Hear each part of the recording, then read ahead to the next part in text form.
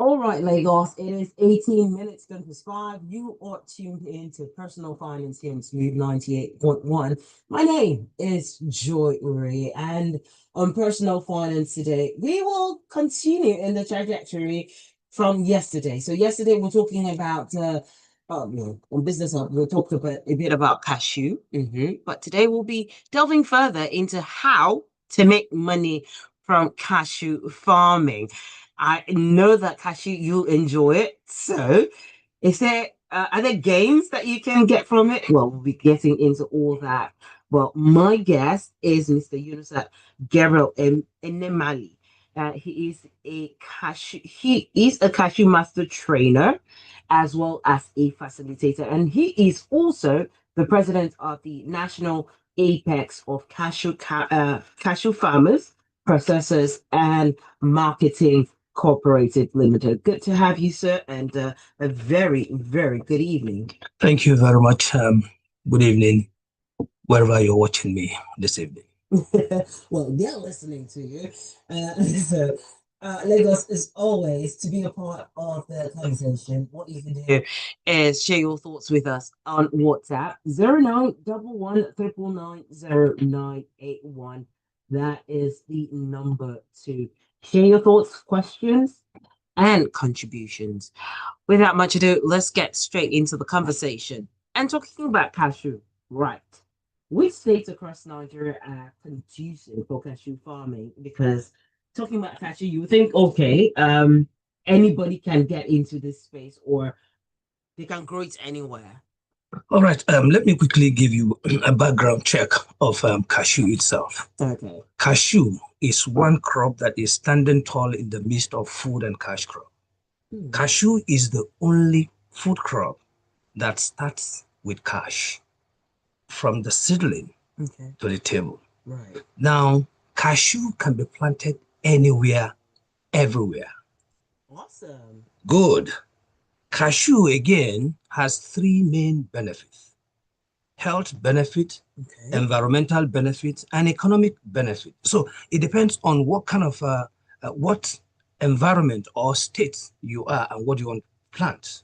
So it is, it can be planted anywhere, it can grow anywhere, and you make money from it anywhere. So, like I said, it has three main benefits.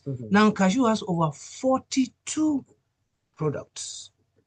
I'm sure you are only acquainted to the kernel that. Oh yes, you the kernel. No, not just the kernel, the fruit itself. The fruit, the apple juice. Yes. Now, from that apple juice, you have about 12 or 13 products from that apple juice. From the juice to the jam, to the ethanol, to the brandy, to the whiskey, and so on and so forth. Oh, from cashew. I produce that locally. Yeah. Interesting. So a lot of people don't know what cashew. Don't forget, cashew is even becoming a global commodity. The demand is becoming so much. Have you ever taken cashew milk? No, I haven't. Okay. Now, in the America, Canada, and the Europe, they're doing away with cow milk for cashew milk because it's organic and it's from the tree. It's natural. And one of the best cashew in the world is from Nigeria. And so if you talk about those who are planting currently what that have the three benefits that I mentioned. Right. Is the middle belt, like Kogi, Benue, Enugu, Abia, Nasarawa, Niger, Kwara, Ogun, Edo, and then even part of Kaduna and Abuja. Awesome. So, have you ever taken the leaf as a tea? I Yes. So that's what absolutely. So, like I said, it depends on what kind of business in cashew you want to go to. It's wide, big.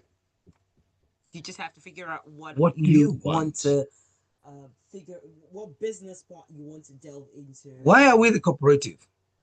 One, we are governed by the principle of cooperative.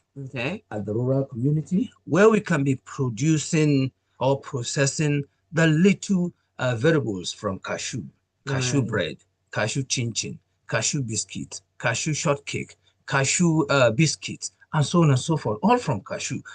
Cashew kuli, cashew cooking oil, all from cashew.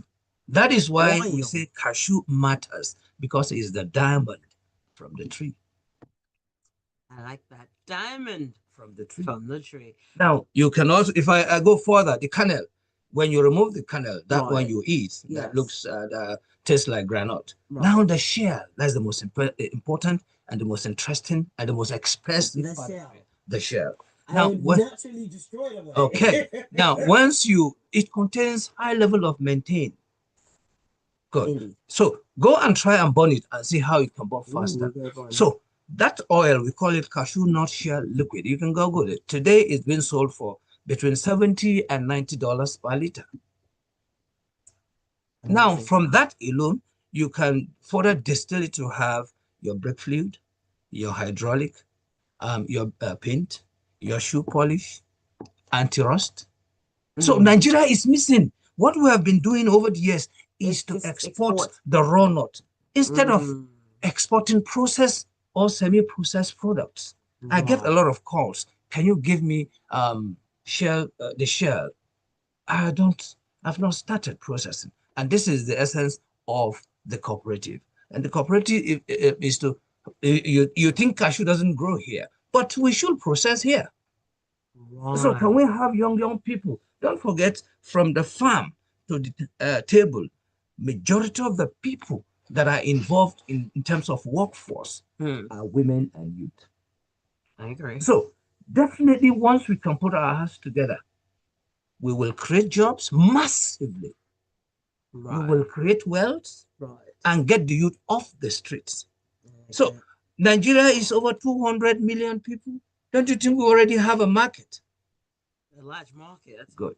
And we can actually use the produce and all the products, not just the cashew, no, not just the one we chew, but all the older proceeds from cashew and use it to our benefit. I told you about the environmental benefit. Now look at it. There's what we call carbon credit. I don't know if you've heard about it. I have. SDG goal number 13 talks about climate change, and to mitigate it, you use cashew. Cashew, what is it? Carbon credit or carbon sequestration. Once you take in oxygen, you breathe out carbon dioxide. One of the three that absorbed carbon dioxide is cashew. And that is why if you sit under a grown cashew, within 10 minutes, you will doze off because it's cold. I'm sure you must have tested it before. I have experienced that. Good. So this is the beauty. So for you to have a farm, that's why I said it can be grown anywhere. So you can imagine your studio here. You have cashew grown all over. Now, what you'll be breathing, you are breathing a clean air. And once you breathe out another clean air that will be absorbed and then later giving it to you back again. So there's what we call carbon credit. In your office here, the expert will come and measure it and say, we have been able to trap carbon here, and you are paid in tons. Good. I like to explore where cashew is concerned. But whilst it is interesting, whilst you open our minds and open our hearts as well to all the things that we can do with cashew, how much money should one allocate for a farm for cashew? Because you made it sound so easy. No, it's easy if we have a good policy in place. Okay. It's not something difficult. It's just like somebody going to farm. It's farming. It's agriculture. Okay, for instance, if I have 1 hectare, for example, all I need is 220 stand or seedling to plant on that. And you maintain it. And then you can also interplant other crops on it. But the challenge we're having is economic of production. The challenge we're having in lack of infrastructure. The challenge we're having lack of service provider. The challenges we're having, they're enormous. So what can we do? This we're already working, and that is why we say we need a policy holistically that will take care of all the sectors, all the units involved in cashew sector, from the farmer to the processor, to the marketer or exporter, to the service provider, to the investor, and to the input supplier. As I speak today, Cutlass, I'm from the stay in the rural community, so I'm always on the farm. Cutlass has gone haywire, and it's not supposed to be so. So you can imagine expensive. very which market is close by here? Go to Dumago, or what do you call this there? Yeah. Go there and price a Cutlass, a good one, especially the German made. Well, we have a Jakuta living, sleeping. My days. So it's not about what exactly you want to do and then how much. If I tell you 50,000 before you even start, the 50,000 will be. It wouldn't even cut it. So. But before with 50,000, that's a lot of money. That's a lot of money before now. But the truth of the matter is 50,000 cannot take you to the farm. And that is why we need a very good policy that can accommodate everybody in this value chain. Right. Now, the machine for our own production at the rural community has the cooperative. Because we are not even agitating for lights, all we are saying is manual. So we don't. I was in your studio here. I think they took the light more than 3 or 4 times. Okay. Now imagine where is the rural man going to get it from with all the high increase and all of that. But government is trying its own, but we are doing our own so that government can support us and we can come together and see how we can work together. SDG goal number 17 talks about partnership. Right. Now, if we partner together, we achieve all the goals. If we partner together, hunger will move, disappear. Poverty will go. Diseases will go. Clean water and sanitation, and so on and so forth. This is it. So why are we shying away from it? So why don't we have a very robust policy for the sector? But again, we have started.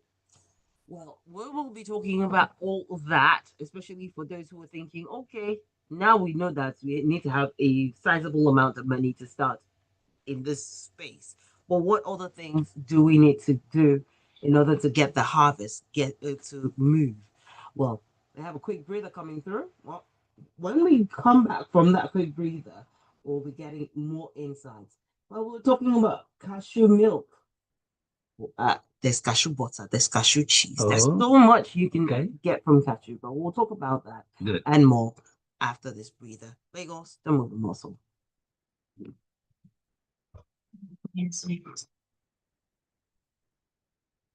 So we'll be back in a few minutes. Just person pay the bills, as they say. It just feels good. Fly Emirates to 5 destinations in the Chinese mainland: Beijing, Shanghai, Guangzhou, Hangzhou, and Shenzhen.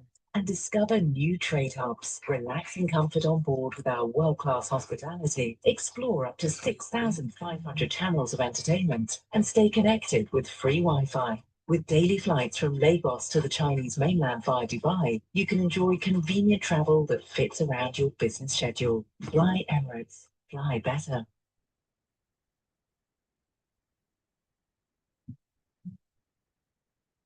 Meals have a way of taking us on a journey. And when you add plenty of vegetables like a fork, and season with the rich taste of North seasoning cubes, even better. So go ahead and elevate your meals with more vegetables and the rich taste of Knorr cubes. Today, eat for good. It's all about your finances made easy. Because financial education is about not working for money. Personal finance on Smooth 98.1.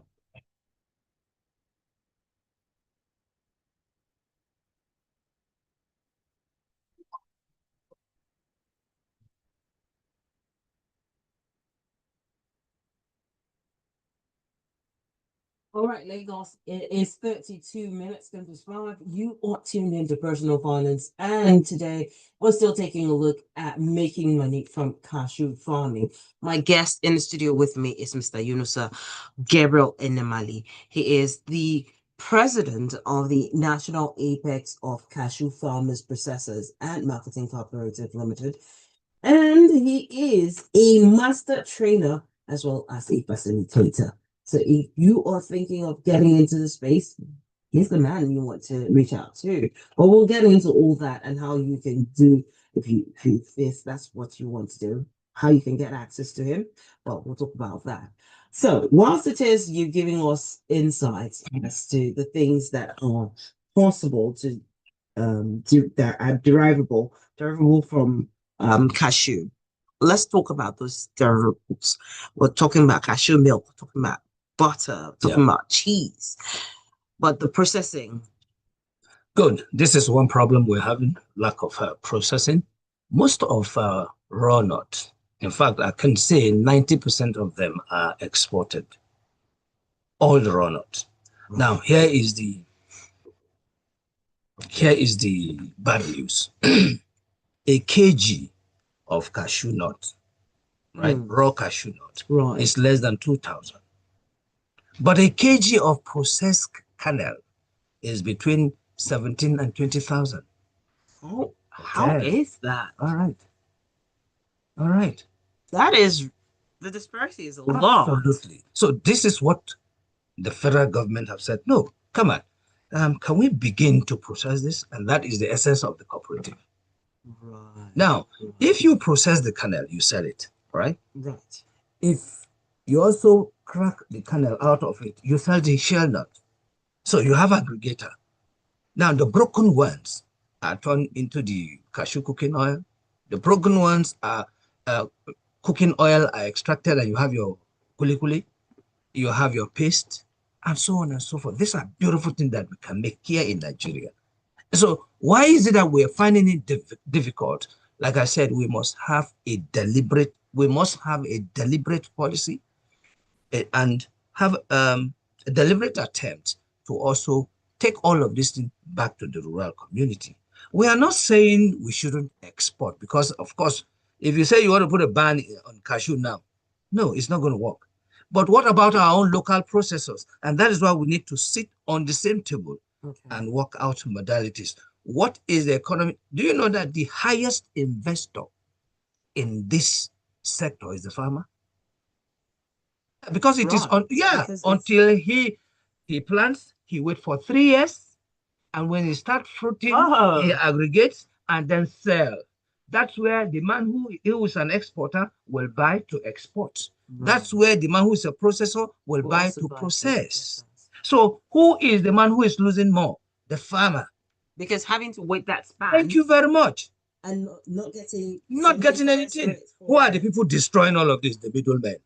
And that is why it is important that we have this policy that will guide everybody. Right. Now, if we have a benchmark where the price is stable, now the home front processors and the producers, we have a benchmark. It shouldn't go beyond this. And the government is supporting with incentive, we will fly. Awesome. I bet you, if we are making 160 million, well, from information at my disposal, on the export of raw nuts, imagine if we're exporting the kernel. Imagine if we're exporting the cashew nut shell liquid. Imagine if we're exporting the ethanol. Imagine if we're exporting the brandy and whiskey. It's 45.2%. Oh. Yeah. That high. Interesting. And so, all from natural food that God has endowed us with.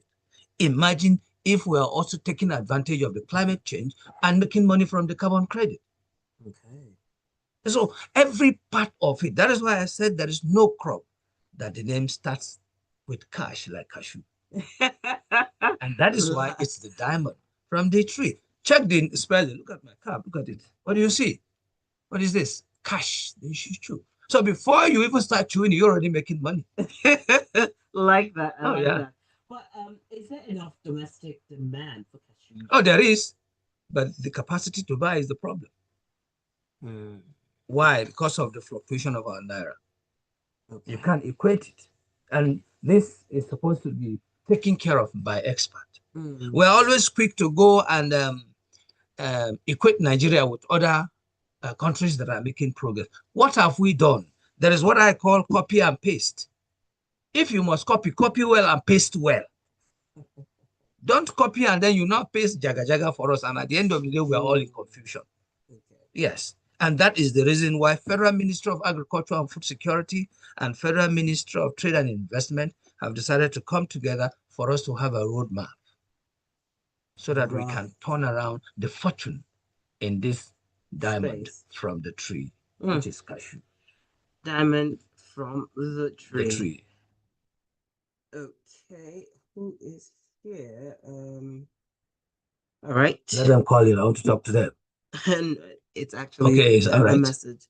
KB says, good evening, KB. KB says cashew products sounds good, but if one has to wait for 3 years before earning, how long can we earn? How long can we earn from the trees? Okay. Depending on the species, one, you are making money from the carbon credit because immediately it's 1 year, you start the measurement starts. So you start making money from the carbon credit immediately. Okay. Then 2.5, 3 years, you start fruiting, commercial fruiting, depending on your size. I inherited, yes, of your farm. I inherited 12.5 hectare of cashew plantation. So that's a lot you can start making money from on the 3rd year. However, because cashew is an emerging plant and we're trying to educate people, a lot of people don't know about it until recently. And that is why over the years, government has not really given it that attention. But this current government, I give it to them. And that is why they revamped or they are revamping the cooperative. Why are they revamping the cooperative? Because the cooperatives are the people who are with the people at the grassroots. If you give anything to a cooperative, rest assured that it's going to give it to the people who wants it. And that is why cooperative is governed by the principle of cooperative, is domiciled or supervised and monitored for evaluation by Federal Department of Cooperative in Federal Ministry of Agriculture and Food Security. So you talk about how long. Like I said, depending on your land size will determine that. But I can bet you if your land is large, first, even before you start enjoying from carbon credit. A lot to. And carbon credit, knowing you, is paid in dollars. So you start to earn even before the fruits start to produce. Absolutely. And talking about the fruits, there's so much you can actually get from it. I know that cashew milk is good. I haven't tested it? I haven't had it, but I've seen it. It's actually fantastic. You want to take it again and again and again. Talking about butter and cheese, well, a lot to explore. Okay, so hi Tosi. Tosi is asking, how much is carbon per ton? All right, now it depends on your farm, but it's between $150 to $550. $150. Yes. Okay, that is interesting. So if you're looking, I know, right, Tosi? Yeah, wow. I'm also in all of that. Just imagine that, and then you would be sitting on some gold mine. But anyways. No, it's not about gold mine. It's a diamond. We call it diamond from the tree. It's not about sitting on. It's with us, but we have refused or we're ignorant of what is there. I'd rather use that term, being ignorant of what you have. That's and correct. Knowing how to, process it and get the goods, so to speak, from it. So, with everything that we've talked about, I want to get into this. I know that with the share ban, some people have been a little worried, and you've been having some skeptics talk about if they can do this to share nuts. What about other nuts? Do you think cashew nuts could also be affected? You see, there are some people who are just negative speculators, right? We like I told you before now, the Federal Ministry of Food and Federal Ministry of Agriculture and Food Security and Trade, Minister of Trade, already are putting a roadmap. There's a process that had begun. So some people who I call the middlemen, who knows that their job has come to an end if it comes to, they are the ones speculating all of this. The federal government never said it's going to ban cashew, never said it's going to stop it they're talking about shell. Shell is different from cashew. Shea butter rather, or shea nut is different from cashew. There is an existing roadmap that is in progress. As I speak with you, we're waiting for review. They've asked everybody to send in his input before final validation and then the next process. Now, what is their fear? Their fear, because in this document or the roadmap, there is room for the creation of National Cashew Board or Nigeria Cashew Board. Now, these are the organization with the mandate to regulate prices. So if we have such, where would you have the middleman? Because we already know that this is the price. The farmer knows it. The processor knows it. Everybody in the value chain knows it. So you come and tell me because you are a middleman, you want to shortchange me. Don't forget yeah. You want to shortchange me because this is what they've been doing to the farmers over the years. Right. And that is why they have not added value. For instance, I gave you an example. The middleman knows the buyer. He knows the farmer. The farmer doesn't know the buyer. The buyer doesn't know the farmer. So the buyer comes to him, the middleman, and he said a kg is 100 naira. Now he goes to the farmer and tell him it's 30 naira. And because he has no option, he sells it. So this farmer, year in, year out, he is sick. Year in, year out, he continues to be poor. The season is just over. Go and ask an average farmer, give me 10,000 naira. He doesn't have. You know why? The little he had borrowed to maintain the farm. He had borrowed to harvest. He had borrowed to transport. The moment he sells, he goes back to pay all the debt. He's left with nothing. Oh my goodness. While the middleman is cashing out big, his own children are going to good school. He's building houses. He's marrying wives, buying cars. Come on, enough is enough. I am a victim. So I speak for the voiceless. And as a journalist who have been reporting the rural community, I understand the pains they go through. Like I said, we lack infrastructure.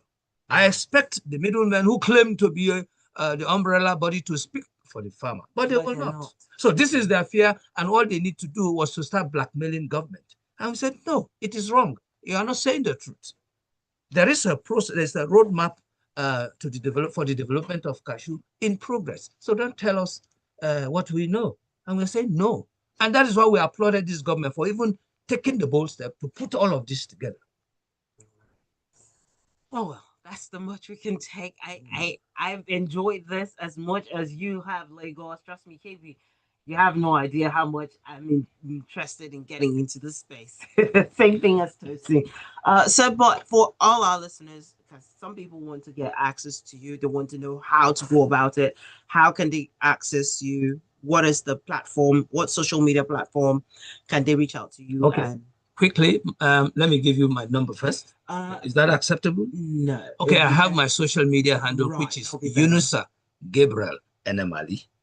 Or you go to the official social media official page of National Apex of Cashew Farmers, Processors and Marketing Cooperative Ltd. Or you can visit our website, www.cashewapex.com. As simple as can be. Let me quickly ask, let me quickly take a KB's question, because I think he's in Abuja and he would like to know what's the best, is there a particular variety that is suitable for Abuja climate? Well, Abuja, like I said, the way we plant cashew in Abuja is just to reclaim land.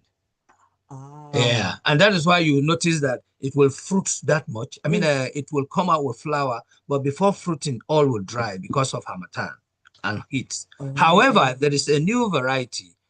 We call it Indian dwarf. There's a place called Tungamaji. There's a man who had planted that in his compound, and he took it to his farm and planted on 40 hectares of land, and it fruits twice in a year. In October, while others are still waiting for flowering, his own is already fruiting. And then he will now join in the second one. He will join in about June, July. And so it depends. We have Indian draft, we have the jumbo, we have the large, and then we have the tall one. But in Nigeria, you see, like I said, this is the reason why we need all of this roadmap to come to fusion, because this will give the opportunity to our research institution to begin to research what is suitable in Jos, what is suitable in Numan, what is suitable in Abuja, what is suitable in Lagos. Understand? Because we have different climates, we have different soil texture and all of that. This is a work of research. Yes, our research institute, which is Cocoa Research Institute, their headquarters is in Bado. And the one that is responsible for cashew is in Kogi State or Charger. But they are extremely underfunded. All right, Lagos, that is the much we can take. We've actually gone a bit over time, but thank you so much, Mr. Yunusa, for all the, for all the insights. It's just interesting, and I'm sure that Lagos will, reach out and follow through on how they can get access to owning cashew farms. You can have it in your compound. Right. 2, 3, 4. Well, even what part of one of developmental plan is to have cashew estate. Once you enter into that estate, what you see is cashew. So you can imagine such an estate is there. The estate is making money from carbon credit. Now the occupant of these houses are also making money. Isn't that good? So much to tap into. Well, like I said, so that's the much we can take this evening, Lagos. If you weren't able to catch up on the conversation as we started, well, you can always go to YouTube. That is youtube.com/smooth981 Lagos. You get all the insights, but you don't want to move a muscle. There's so much more lined up for your listening pleasure. Your earnings. Yeah.